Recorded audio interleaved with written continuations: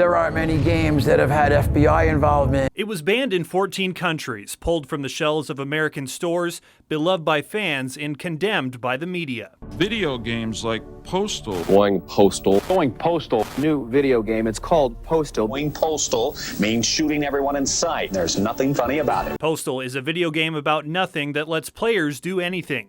They can light a marching band on fire, use a cat as a handgun silencer, or murder an entire town. We realized that, man, this game had a massive impact in the 90s and 2000s, and it's like, why don't more people know about this? Jason Sikorsky and Tad Salee produced and directed the new documentary, pulling back the curtain on Postal's past and its ties to Arizona. You can kind of go back and play Postal 1 and see some references to what looks like Bisbee.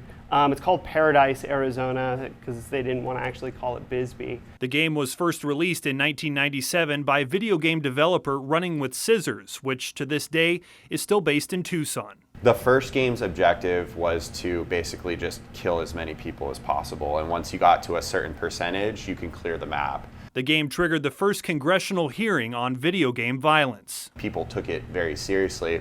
But the fans enjoyed it.